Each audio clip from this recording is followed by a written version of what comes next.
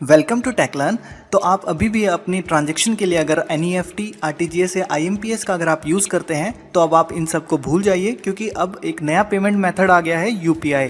तो जान लेते हैं इसके बारे में। तो चलिए स्टार्ट करते हैं।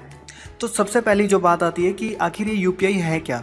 तो UPI का मतलब है यूनिफाइड पेमेंट इंटरफेस, और जो ये पेमेंट मेथड है ये NPCI ने लॉन्च किया है RBI के साथ मिलके। मतलब जो हमारा national payment corporation of India है उसने रिजर्व बैंक ऑफ इंडिया के साथ मिलके ये एक नया पेमेंट मेथड लॉन्च किया है।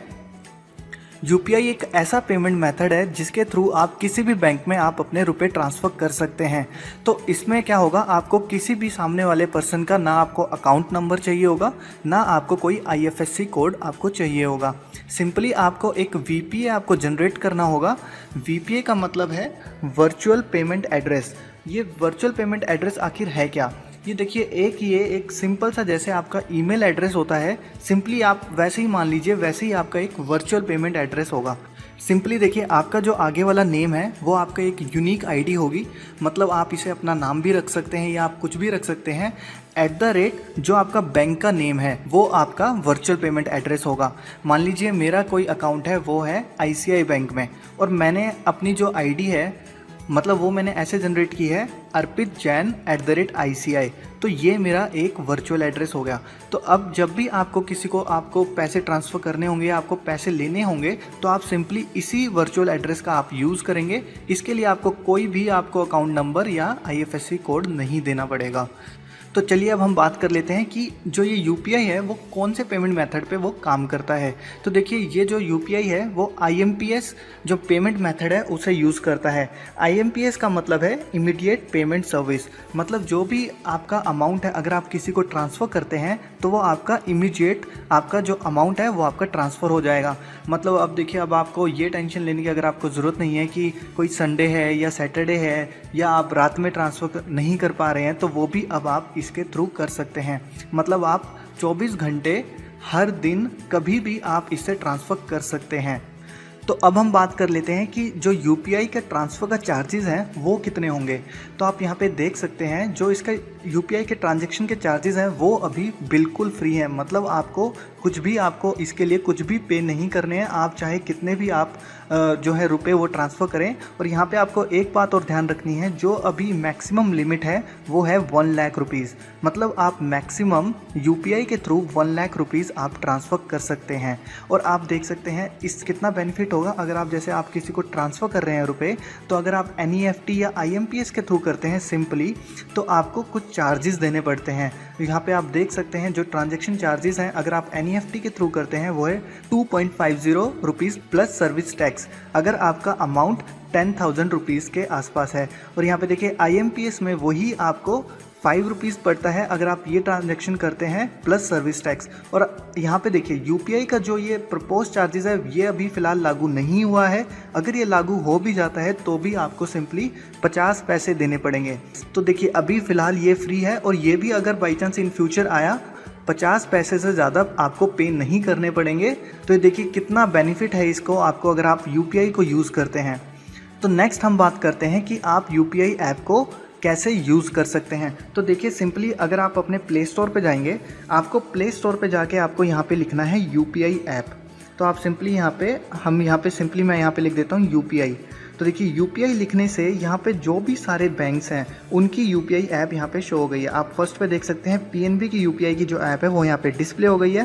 Second United bank of India, और जो थर्ड है वो है स्टेट बैंक ऑफ इंडिया। मतलब स्टेट बैंक ऑफ इंडिया ने अपनी SBI पे के नाम से अपनी UPI ऐप को लॉन्च किया है। अगर आप इस पर रजिस्टर करते हैं तो आप ऐप को यूज़ कर सकते हैं। और नेक्स्ट यहाँ पे देखिए union bank, axis bank, Canara bank, easy पे फॉर ICI बैंक, महा UPI मतलब बैंक ऑफ महाराष्ट्र, फ़ोन पे, आंध्र बैंक। तो काफ़ी सारी जो ऐप्स हैं वो यहाँ पे लॉन्च कर दी हैं। तो आप इनका यूज़ करके आप सिंपली इनको इंस्टॉल कर सकते हैं और आप इनको जो अपना UPI है आप उसका रजिस्टर कर सकते हैं। तो देखिए ये होना ज़रूरी नहीं है कि अगर आपका आईसीआई बैंक में अगर आपका अकाउंट है तो आप आईसीआई बैंक की ही यूपीआई ऐप आप डाउनलोड करेंगे, ऐसा कोई बिल्कुल भी ऐसा ज़रूरी नहीं है। आप किसी भी बैंक की कोई भी ऐप यूपीआई ऐप आप इंस्टॉल कर सकते हैं। जो भी आपको अगर जिसका इंटरफेस आपको अच्छा लगे, जिसकी रेटिंग आपको अच्छी लगे, आप उसको इंस्टॉल कर सकते हैं।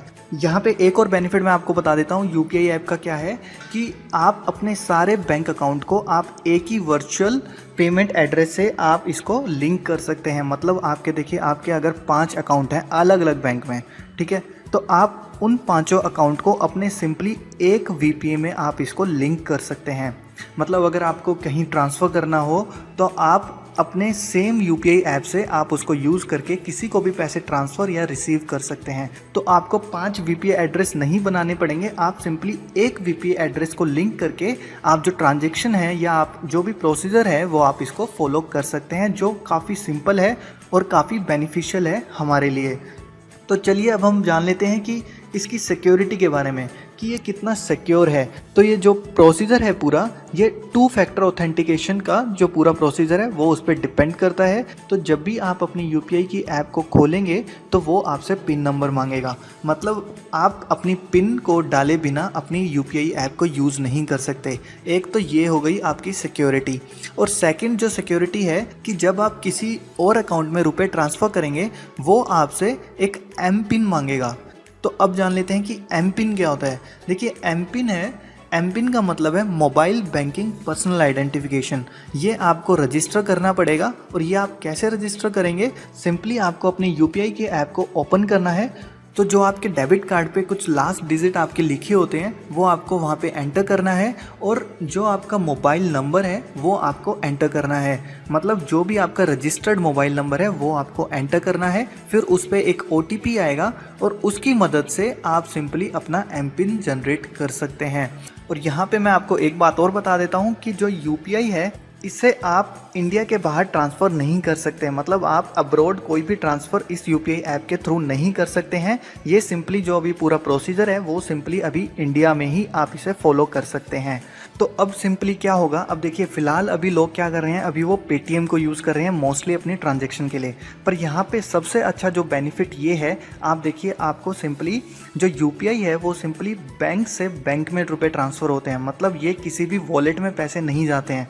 देखिए अगर आप पेटीएम यूज़ करते हैं तो सबसे पहले आपको अपने बैंक अकाउंट से पेटीएम के वॉलेट में अपने पैसे ट्रांसफ़र करने पड़ते थे, और उसके बाद जो वॉलेट है वॉलेट से आप फिर किसी बैंक अकाउंट में पैसे ट्रांसफ़र कर सकते थे, या आपको किसी और को भेजने होते थे तो आपको ये वाला प्रोसीजर है वो आपको फॉलो करना पड़ता था। बट अब यूपीआई ऐप की वजह से ये जो पूरा प्रोसीजर है वो काफ़ी सिंपल हो गया है। आपको सिंपली एक बैंक अकाउंट से दूसरे बैंक अकाउंट में पैसे ट्रांसफ़र आप कर सकते हैं सिंपली वीपीआई की मदद से। मतलब जो आपका वर्चुअल पेमेंट एड्रेस है उसकी मदद से आप इसको बिल्कुल ट्रांसफ़र कर सकते हैं। तो देखिए ये simply bank to bank transfer के लिए लिमिटेड नहीं है ये यूपीआई ऐप। इससे आप अपना जो मोबाइल रिचार्ज है या बिल पेमेंट है, तो हर टाइप की ट्रांजैक्शन आप इससे यूपीआई ऐप के थ्रू आप कर सकते हैं। तो ये बिल्कुल एडवांटेज है पेटीएम के ऊपर, क्योंकि देखिए इसका जो ट्रांजैक्शन चार्जेस है वो आपके अभी बिल्कुल फ्री है। अगर आप कुछ भी किसी भी बैंक अकाउंट में अगर आप ट्रांसफ़र करना चाहते हैं तो इसके लिए आपको कोई भी पेमेंट नहीं देनी है।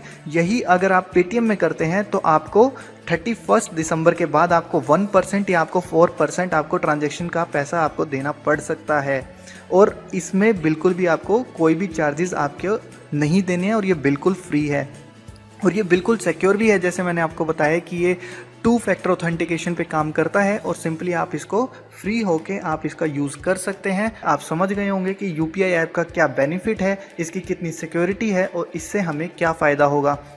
तो आई होप ये वाली वीडियो आपको काफ़ी अच्छी लगी होगी, और नेक्स्ट वीडियो में मैं आपको सिंपली मैं ट्रांजैक्शन करके दिखाऊंगा अपनी यूपीआई ऐप में। और तो अगर आप वो वीडियो देखना चाहते हैं तो प्लीज़ मेरे चैनल को सब्सक्राइब कीजिए, ताकि आपको जो अपडेट है वो आपको मिलता रहे। तो मिलते हैं फिर किसी वीडियो में, फ़िलहाल के लिए गुड बाय।